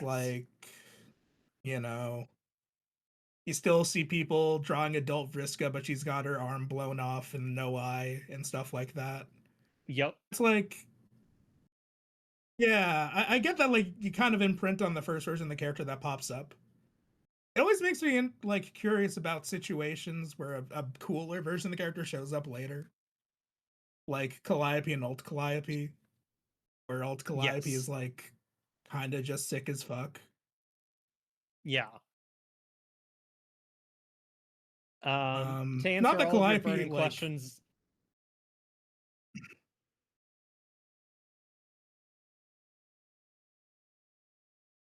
Okay, to answer your burning keep getting questions, Oil disconnected. Dog That's not came in good. at Anyway. 83.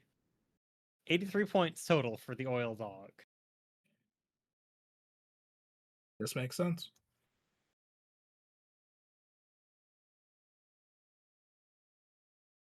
Okay, robot arms are cool. I'll give you that one. See, my thing is with Homestuck, and this is me being pretentious. Yeah. What you gotta do is that you gotta find a different character to give a robot arm to. That's true. Like, you gotta find a way to make it rhyme. Like I saw June art where she has a robot arm, and she does it to do, like, wacky cartoon stuff, and I was like, that's a real thinker. That's an artist. That is an artist.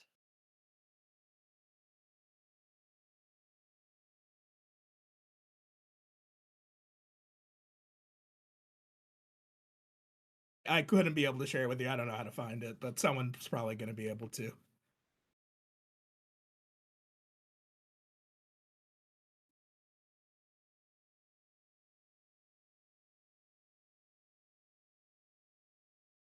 Okay, someone in the chat wants Guardian ratings. Is there anything interesting there? Let's take a look at the Guardians real quick. Yeah, okay, so we're coming in with wow, okay, Dad Egbert has 600 points even. Dad Crocker has 80. Makes sense. Nana has 85 points. Okay, yeah, Dad Egbert is the second most popular Guardian, second to only Bro Strider. Of course. Okay. Sure. And then both of them are followed by Alpha Bro Strider for some reason. And then after that, it's Lil Cal. It's Dad Egbert. And then Bro Strider, Dad Egbert, other Bro Strider, Lil Cal, Mom Lalonde, Grandpa Harley by 1 point. Nana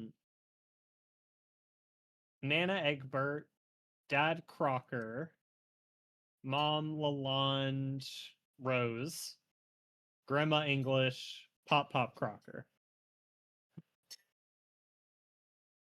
Yeah, I mean it's the Strider century of domination. We all know. It's never gonna change. Yeah. I really thought about making up a Homestuck character to just like sneak in here, but then I just decided to do Oil Dog instead. Lilac, of course I remembered Bone Bone. Let me go find Bone Bone for you. Bone Bone got 11 points. Winnie the Poop 2 has 97 points.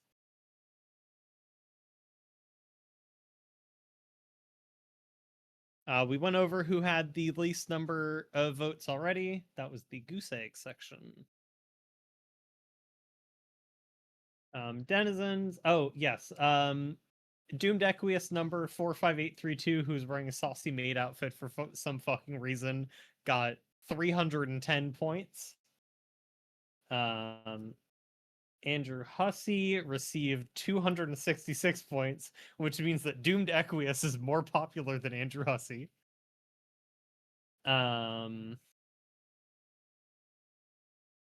Hussey Bot received 15 points.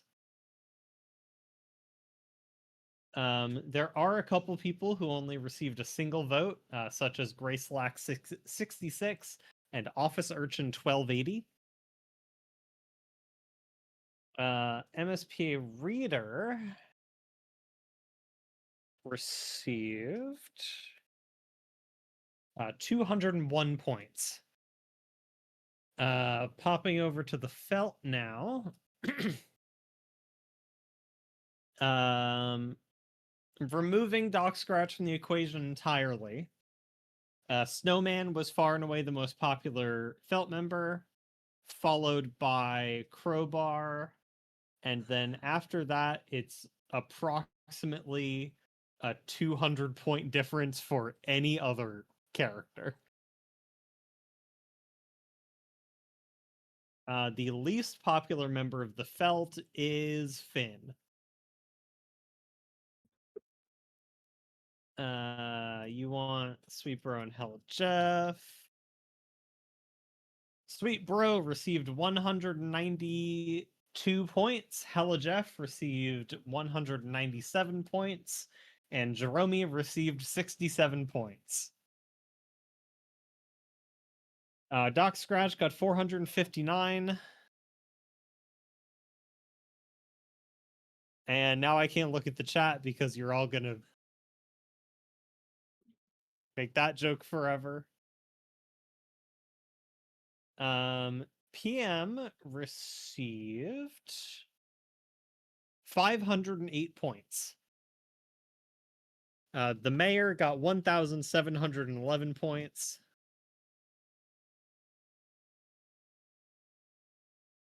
Let's see. So Spade Slick received 949 points. B1 Jack Noir received 731 points. Lord Jack received 49 points. And the Jack Noir from Caliborn session, who was only in maybe 2 panels, got 45 points, which just goes to show how much everybody hates Lord Jack. Cylon has a question for me somewhere.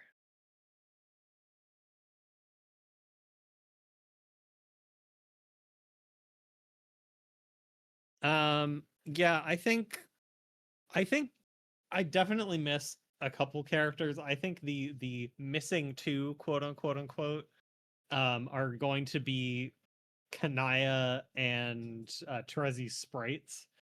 I missed Dragon and Mother Sprite. Let me do Miss Paint and I'll do the Ancestors. That's just me typing badly. Miss Paint received 220 points. Yeah, Fazzy, I fucked up, I know. I'm dying badly. Hold on. Let me get my jug.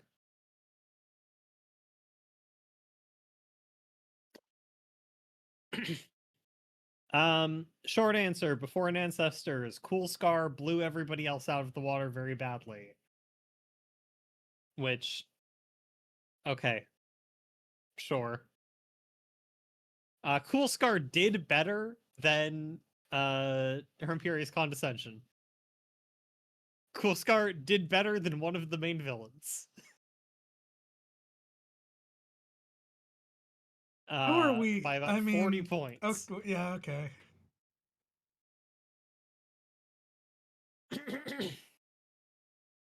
Lampley Swan Song had 109 points, coming in third.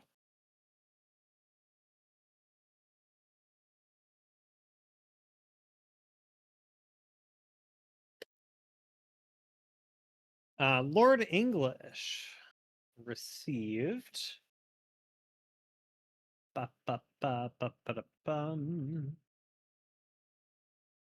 where did I put you all? Lord English received 143 points.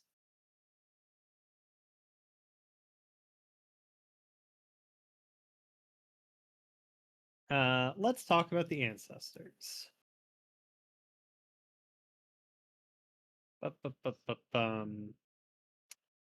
Shrek did better than Eridan's actual seahorse father.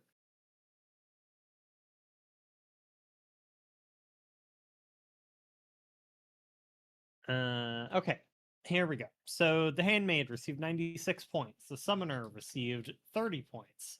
The helmsman received 87 points. The sufferer received 330 points. The disciple got 48. Dolorosa got 131. Red Glare got 122. Mindfang got 151. Oh no, it all disappeared. Darkleer got 91, Grand Highblood 175, Dual Scar 123, and Hick got 231.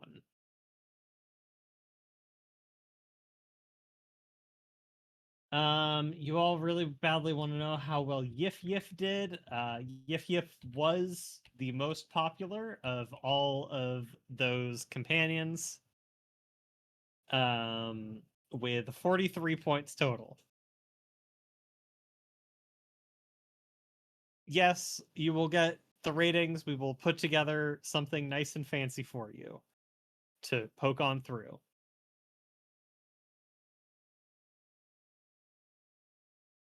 All right. Casey, I can give you Casey. I'm happy to do that. Casey got 300 points even. Cylon, yes, I will send the presentation in the horse chat. Courtyard Droll got 16 points in his B1 incarnation and 14 points in his B2 incarnation. Casey got 300 exactly. Fedora Freak, that's a good one. Fedora Freak received... Hold on. Fedora Freak received 190 points.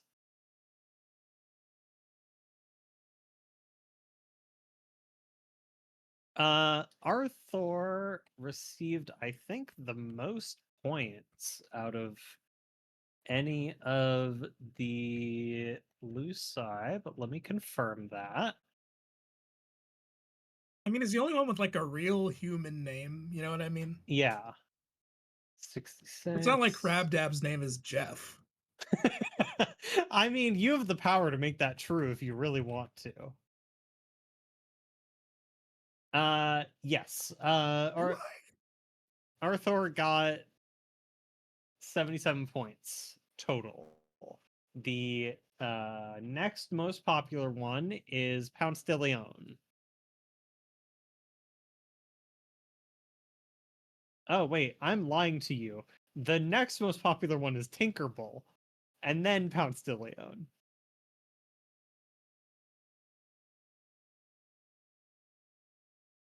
Aradia's Ramlucis that showed up ever? Question mark? I don't fucking remember.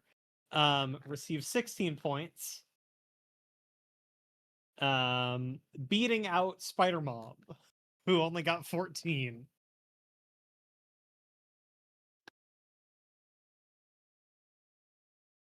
And also Eridan Seahorse Dad, who got 8 points.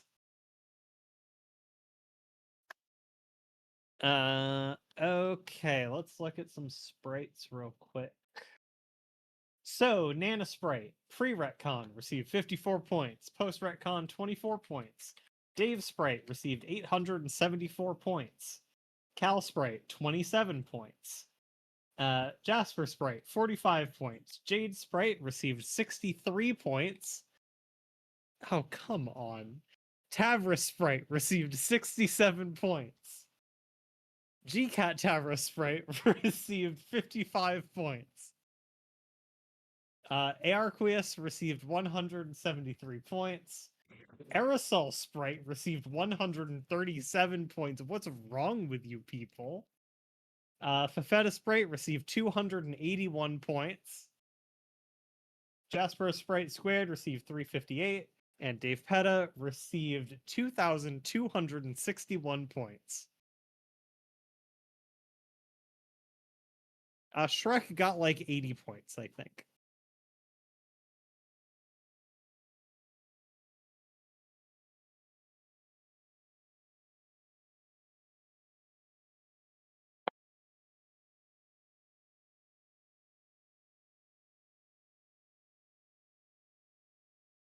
Dan Imfish, if I was allowed to create a shit popularity poll, wars would start. Universe where that ends well. Like, this is something that we discussed for a different project, for like a Valentine's Day thing. It, like, everyone, that is what we would want to do if we would want to end the server Yeah. not on our terms. Just like let it die. Oh, it would be so bad.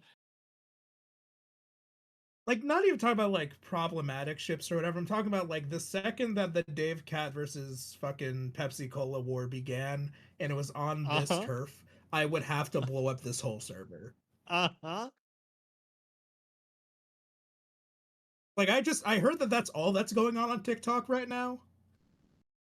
And it's, I don't know. They can all kill each other so that Yuri can kind of sweep.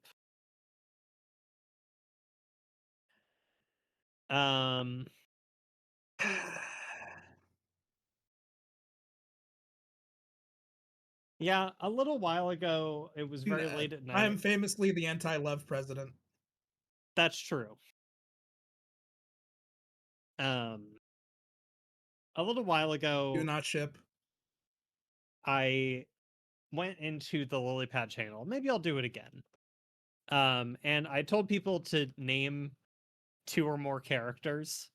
And I would put them in a 1-hour poll with that only said peak or weak, and I made you all decide whether or not a ship was good or not.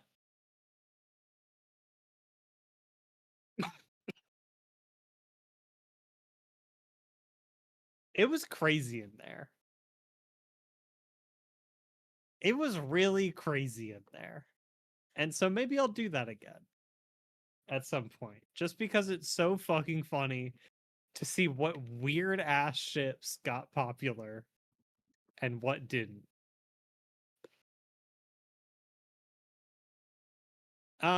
Yeah, let's talk about the Midnight Crew real quick. Spade Slick received 949 points. Diamonds Droog received 372 points. Clubs Deuce received 336 points. And Hearts Boxcars received 142 points.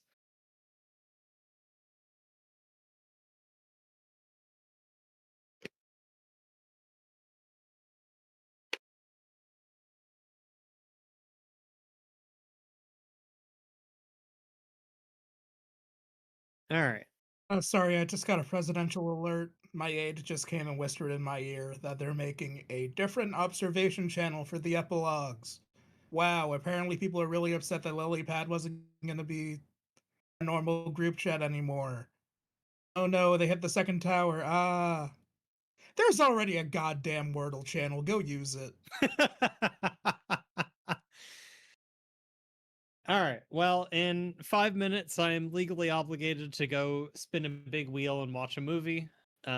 So I believe that is all the observations that's that I'm tonight. looking for. Yeah, it sure is. Mr. President, would you like to watch a film? Let me go eat dinner and I'll let you know. I might be playing Assassin's Creed Shadows. Okay, have fun. This is not a brand deal. I've just been playing it recently. It's pretty Are good. you enjoying that game? Okay, good. Surprisingly, quite a bit. Yeah. Huh. It's like it's weirdly like it's. I mean, has a lot of that kind of classic Ubisoft slop in it, like that AAA slop, but it's all like weirdly ignorable. Huh. I think the protagonists are all kind of like they're weirdly adorable to me. They got their charm points. Yes. Oh, wow, that really is your name, Oiled Grungler.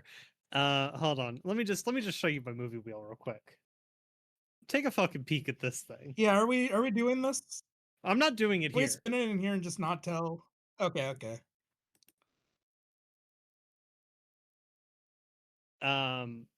Yeah, so we have a group chat where we watch movies and we spin a wheel twice a week for the movie that we got. Most of Yeah. these movies are good. Most of them are good. And then sometimes we watched, oh my god, you weren't there. What the fuck did we watch? Boy Kills World? That movie sucked ass. Was that on the fish wheel? No, but Fish was there and said this is like really top tier slop and then left immediately. Yeah, as he's So wont this to one do. is not for any keeps, but I will just spin it. This is not for any keeps. This is not what we are watching tonight.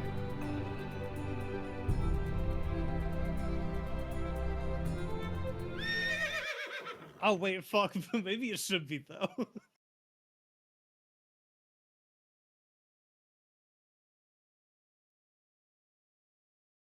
It's also worth noting that we have a system where we bet on which movie it's going to land on, and if you get the right movie, you get a token which lets you make your own wheel. Yeah. Yeah, no, there we You also get your own wheel for birthdays. Yeah. We love gambling here. But either way, that's about it. I need to step away. And yes, we will give you the rankings, I promise. We're gonna do some fancy organization. Well, with that in mind, we'll give it to you. Ophelia's leaving. I'm gonna answer exactly 5 questions, and then I'm gonna go. I don't know what they're asking questions about. I'm just gonna answer them. Cylonspy asks, what is rage? See, I would give the like kind of stock answer. Well, you get really angry. I would say that, you know, here's the thing. I don't want to step on any toes because I don't really know what information Beyond Canon is planning to reveal. But one of the writers gave me the funniest explanation for what rage means. That I have to assume they're probably going to do like verbatim in the comic. Otherwise, I don't know why they would come up with something that funny. Probably not, actually. I think he was just spinning it off the dome. But yeah, I guess my answer is I can't answer that because it's too funny to answer. My bad. Okay. Tylonius asks, why should we vote for Rose? I mean, even ignoring the fact that she's just fucking funny, she is like the deuteragonist of Homestuck. Like, she's the second main character. Like, I don't. Also, she's the craziest one. Like, if you're ranking like beta kids on like neuroses, I mean, Dave is obviously up there, but I actually think that Dave is like strangely normal. He's just an abused dog. That was mean. He's an abused. You know what I mean. A boy, but he's a. He's neurotic like a. Oh, I can't take that one back. I'm sorry. Anyway. Marin asks. I would say that like President... Dave is like aspiringly normal. Okay. Oh yeah, sorry. I was just gonna say Rose is the most crazy Homestuck character, just kind of period. Like, she's just an insane person. It's awesome. She's one of the coolest like female characters I've ever seen. But I think people just kind of take the fact that she's a woman and use it to boil down and make her like normal girl kind of goth when she's just kind of nuts. That's true. Marin asks, what's You your heard that bone? one of her best friends being a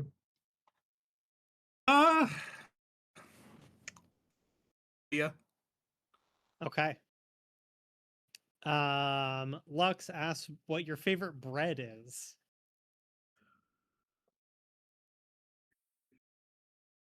You know, there's a I'm trying to remember the name of it. There's a specific bread I get from a local bakery that I like quite a bit. And I never remember the name because I just point at it and go like I'm a baby. That one. It might be like a rye. Okay. And now for the final question. You can pass on this one, and I'll move on to the next one if you so desire. One chat member who I don't want to dox asked, "What's your shoe size?" Okay. So the honest answer is that I am a 15 men's. That's all right. I don't know why you wanted to know that. And that's your 5 questions, unless you feel like you want to answer another one. I don't know why I answered. I guess I guess here's the thing. Whenever I get asked in person, it's always like, "Wow, those are really nice sneakers," and I have to say like, "Yeah, I mean, I spent like $200 on them." It's like they don't make when you get to a certain like shoe size, they don't make sneakers that are like nice. Like it's really annoying. Cause I mean, cause you can't like go shopping for them. You have to like order them online, and there's like not only is there shipping, but they're all like there's like $100 markup. So like if you go to the gym, you usually meet like another guy that's also like gigantic and yoked as hell, and is like it's always like a topic of conversation. It always comes up. It's like commiserating for men. It's awesome. It wasn't weird until you made it weird, frankly. Something I live with. Okay. And that's your 5 questions. I also, yeah, I was also gonna say I also have an issue where like most hats don't fit my head, so I also have to buy from like bighats.com. It's not good. I live a bad life.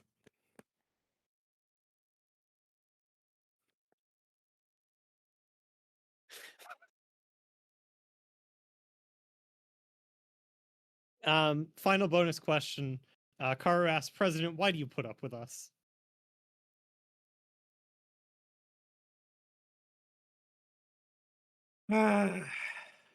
Well, in my dreams, watching the Homestuck fandom in the way that it was post 2019, as people went out of their way to try to destroy all sense of like artistic integrity and slash or diversity, I made it my choice as president of Homestuck to reinstate DEI Homestuck. Also, frankly speaking,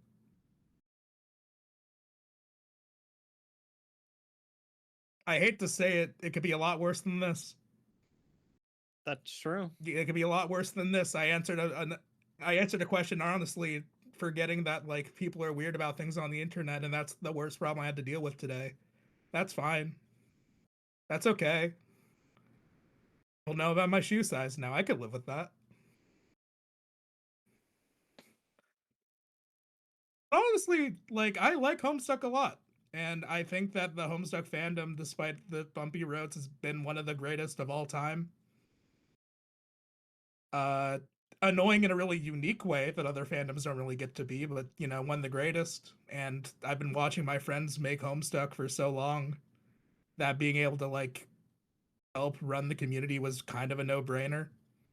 So I put up with you so that they don't. The trick is that I like putting up with you. They would all die. They would all kill each other and probably you, but I can handle it. I'm powerful. You are powerful. People in the chat are now offering to send you money to purchase you shoes.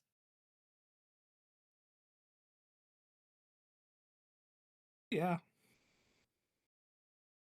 We should probably go. It is movie night. Fuck. Okay. It sure is movie night. Yeah, anyway, thank you for sticking around. 200 of you are here to just hear us talk for some reason. Yep. Yeah, Epilogues Book Club. Hop on that shit. That's the only thing I have to plug, actually. I'm out of stuff. All right. Yeah, hydrate. I need to go and do that personally. With that, everybody go hydrate. Everybody go watch a movie tonight. Go pick a good movie. Everyone go watch All About Eve. You should go watch All About Eve. Even if we don't watch All About Eve. Everyone has to watch All About Eve. You should all go watch All About Eve.